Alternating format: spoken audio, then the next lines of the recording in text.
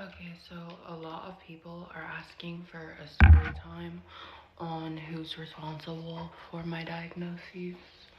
Um, if you don't know, I am 22 years old. I was diagnosed with HIV in August of 2023 at 21 years old. I'm gonna get into it with y'all. So I was 21. It was March of 2023 when I got my last STI and HIV test, and that was negative. I had just turned 21. I was outside. I was doing my thing. No shame. It is what it is. But anyways, there's 3 people that I needed to tell from March to my diagnosis in August. And I'm gonna get into each of the people. Okay, so the first person we're gonna go back to. But the first person I met in April, and I had seen him probably once, twice a week, every week for maybe, let's say 2 months. So April, May, June, right? Okay. So the first person I had met in April, and I had been sleeping with him on and off, like just as a situationship from April to May and June, right? We'll call him Tom. And then I had met someone and like we were more serious. I was with him from June to July, but it didn't last long due to just like issues. And the third person that I needed to tell, I had been with him from July to when I had been diagnosed in August. So we'll call them 1, 2, and 3 in this scenario. So keep in mind the first person, I had been with him from April to June. It may be April to late May, to be honest. But late June, I started to develop a fever. I had 105 fever for 7 days straight. So I'm gonna stop her right there. So she's dealing with this guy, right? Just a young lady, and a lot of ladies, you look down on certain people, but a lot of you ladies are busting it open for dudes, several dudes within several weeks time span, because you just like it raw. Shout out to ODB. But this lady's dealing with, from what it sounds like, multiple guys at the time. She's just talking about this one dude. If it's a situationship, a lot of you ladies, you never know what's going on or who the other person is dealing with and who that person is. It's just a long line.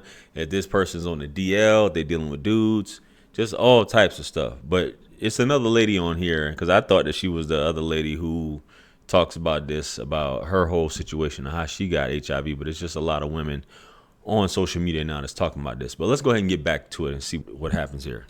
Went to the ER, and I was not tested for HIV because I didn't meet the HIV standard, which is being gay or using drugs. I'm straight. I need to emphasize that.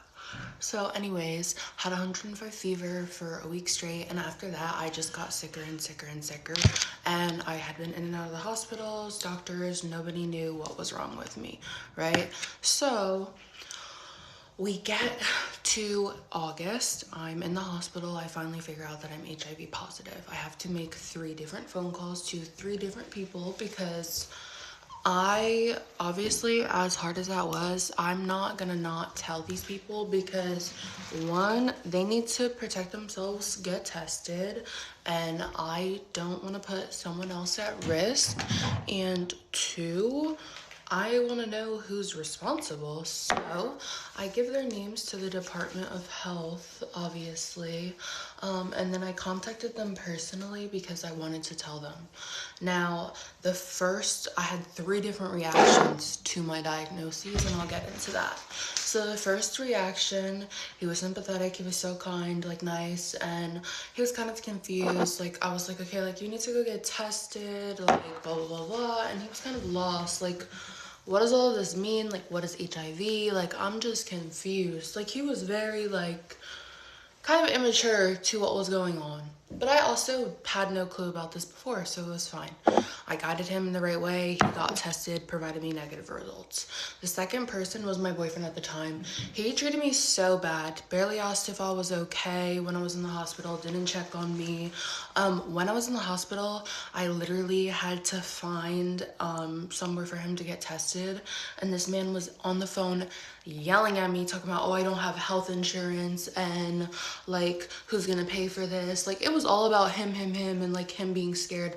Never comforted me. Like, he was just like, God showed me that he was not meant to be my boyfriend, and that was like a blessing in itself. At that time, it like upset me. I was devastated by that a little bit because like I had just been stigmatized, and like, it was hard. But this is what I really want to talk about. This third person, okay? This third person, um, So 3 different dudes were clapping the cheeks, right? And she happened to have a boyfriend. Of course, he's going to be upset. He's dealing with you. I guess he didn't become your boyfriend overnight, but he's dealing with you. You told the first guy, and he know he wasn't your main, so he had to know somebody else was clapping the cheeks. And you probably told him you had a boyfriend. That's neither here nor there. So luckily for him, he tested negative. So your boyfriend, of course, he's gonna be pissed off. What do you think? What's happening? Especially if he's only dealing with you. So we're gonna see what this third one is talking about here, guys, because this seems pretty interesting. Let's go ahead and get into it. Let's go. one night called him and I asked him, looking back now, at the time I had been in the hospital for literally 5 days, hadn't even seen the sunshine. So I just wanted to like get off the phone, do this conversation and get off the phone. I call him and I said to him like, hi, I've been diagnosed with HIV. And the first thing this man said to me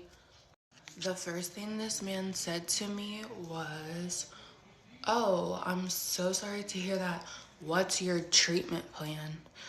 In that moment, like we talked for a little bit after that. Like, he was like, oh, I'm here for you, blah blah blah, like XYZ. But he asked me what my treatment plan was. Why would you ask me what my treatment plan was unless you already had an understanding of HIV, right? So in the hospital, in the state that I'm in, the Department of Health will call you. They called me while I was in the hospital. They will call you and ask who you came into contact with. And they will ask for your sexual partner's first, last names, addresses if you have them, date of birth, whatever you have pertaining to these people, so they can, one, contact them as well and let them know. But two, like, it's a health risk. Like, these people need to be aware of my status because I came into contact with them point blank period. So I gave this information to the health department, and this third person that I asked, he was also the only person who literally could not provide me a negative test result. I asked him twice, he ignored me. He randomly disappeared in July. I started getting sick in June, and in July he randomly disappeared and moved to Texas. Like, he called me and was like, come see me, like, I'm leaving in 2 days, like, and I was like, no, I'm good, like, kind of get off that. Like, I just didn't want any parts in him at that point. And I thought it was weird that he randomly abruptly moved. Like, it was just odd. His life was so established here in Tampa, like, I didn't understand it. But I didn't think much of it because at the end of the day, it didn't affect me in that moment. Later, I realized now that he's in a different state and the laws are so different, there was nothing I could do.